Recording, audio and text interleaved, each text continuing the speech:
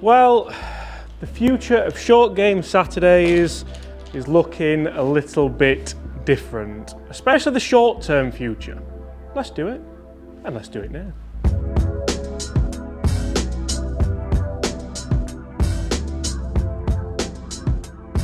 Hi everyone, James Robinson here. Guys, welcome to another episode of Short Game Saturdays, and you may notice there's just us. So Chris has actually got off to Dubai for his annual trip, which he goes on every year to fill out his teaching diary over there, and usually I'd have gone with him, but not this year. So guys, I want you to get in the comments below and I want you to let me know exactly what you want over the next few weeks to help you with your short game. If you do want to see some more tips, go and check out Chris's channel. He's putting one live today at the same time as us, so that you can go and get your little bit of a weekly fill of Chris.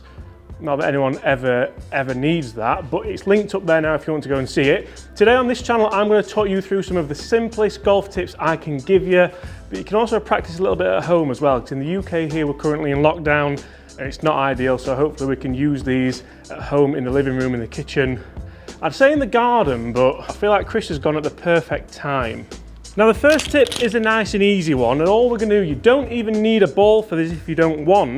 We're going to check that your grip's right. So what we don't want when you're chipping, we don't want a left hand that's too strong, too far on top, because that's going to close the club face ever so slightly, and it's also going to deal off the club face. And we don't want the right hand too far on top, because that's going to do the alternative. So we need to make sure we've got a nice neutral grip. We're going to make sure we can see just one, maybe two knuckles on the left hand, and the right hand sits so that the thumb just separates the Vokey sign or whatever sign you have on that grip. Hopefully you have one. That then makes it a lot easier to release the club properly, and that's the second point we're going to look at. If you do have some kind of airflow balls at home, or if you have some soft balls, then you can do this. And all we're going to do, we're going to make sure that after you've hit the shot, that wedge has rotated a little bit, you've not held it off there, you've not turned it too much so the loft's pointing to the ground. Ideally what we want here is a club face that matches our spine angle, just like it would on the way back, with a club face matching the spine angle here. I rotate around my body, release the club, and that club then is at the same angle on the way through. You'll see we're using the 60-degree wedge today because Chris isn't here and he isn't here to tell me not to use it, and that means I'm the boss of Short Game Saturdays for now. Like I said, hit those comments below and let me know what you want to see while Chris isn't here. I can't believe he's in the sun. Ugh. Another tip is my favourite tip. It's definitely my favourite tip of last year, but it's possibly my favourite tip of all time. Whenever I play with people and they're chipping badly, they're pitching badly, they're not quite striking the ball like they want to, this is something which I throw at them. We make sure we're gripping the club correctly, like we said in the first tip, with the left hand, but then the right hand, you know exactly where we're going with this if you've watched the channel and you've watched Short Game Saturdays. The right hand sits flush down the right hand side of the grip, obviously for right-handers. We hover the club in the air, ball sits just forward of central, and we turn and release that club there, and that's the best strike I've hit with a pitch all year. Fair enough, we're only a couple of weeks in, but definitely that will help you improve your pitching, it will help you improve your chipping, just because if your ball striking isn't quite consistent enough, it's so hard to gauge distance control, it's so hard to realise how hard you need to hit it, because if a ball, I'm terribly sorry about the state of this wedge as well. If a ball comes out of the middle there where it just has done, isn't that nice? And that's perfect timing really. You don't need to hit it as hard as if it comes out of here, here, here, here, potentially here as well. So the importance of striking the ball in the middle of the club face is imperative, and I can't believe it took me 29 years of my life to find this drill. Chris kept it a secret, but I absolutely love it. That's another one that's come right out the screws. It's gone exactly the same distance, and again, this is something you can do at home. You can do it in the garden if it's not covered in snow. You can do it in the living room with a soft ball. Even if you haven't got a golf ball, you can do it in the living room, you can do it in the bedroom, anywhere with a carpet. And what we're trying to do is get that audio feedback of just brushing the bounce on the carpet there. So there you know that you're working on the low point, so at least you're not gonna, well, we definitely don't want to dig into the carpet because the partner might have something to say about that. And obviously if you miss the carpet, that means you haven't brushed the bounce on the floor, so you're not going to get underneath the ball like you want to do, and you're probably going to blade it or thin it or even top it, which is not what we want to do at all. Now, one thing which is massively underrated and underestimated in short game is the importance of a good setup. And this is again something we can do at home. If you guys aren't in the UK and you're not in lockdown, you can do this on the range, you can do it on the short game area.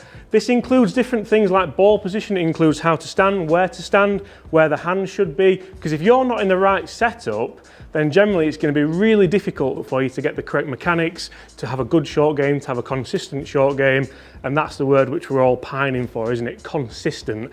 I don't mind having a consistent short game. No, mine's just consistently bad. Don't know where I was going with that. So as you can see here, I've set up a club in the middle of my stance, and that's going to denote my ball position.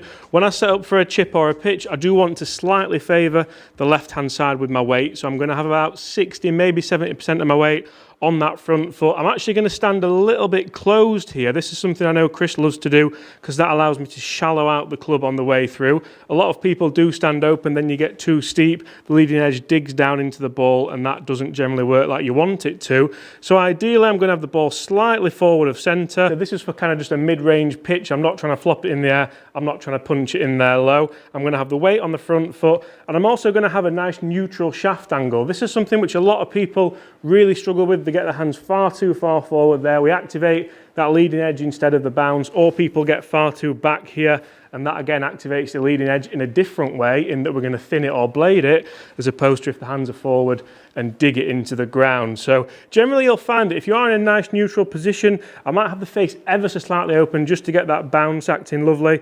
And I can see here that the shaft of the club is running right down the line of the shaft on the floor. From here I take the club away, use the upper body rather than the lower body in a rotational sense, and that makes it a lot easier to control that distance and a lot easier to get the strike. Chris would have been really proud of that one, I know he would. He's not dead, he's just in Dubai, but if you're watching, Chris, that was good, wasn't it? Like, that was exactly what we've worked on. So one more tip for you guys to do either at home or on the practice area, and this is one of Chris's favourite ones, I know it is. You can use a towel, you can use pretty much anything, but I'm going to tuck this under my arms here, and I'm just going to practice. I mean, black on black doesn't help, but you can see that I'm nicely tucked in there. And I'm going to keep this nice and tight, and as you'll see what this does, I'm still going to get in the correct setup. Again, you can do this without a ball if we're in lockdown or if we're at home. Keeps the arms nicely working with the body so that nothing gets loose, nothing's working against the body, everything's working in tandem for the same goal, to get a good strike on the golf ball, to gauge that distance control, and to square this club face up.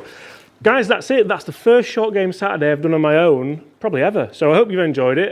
If you do want to see more things that probably make more sense, maybe in a little bit more depth, Chris's channel's linked at the end of this video. Let me know what you want to see. Guys, thank you so much for watching. I really hope you've enjoyed it. If you have, smash that subscribe button below, leave us a like, and apart from that, I'll see you tomorrow. And that's it.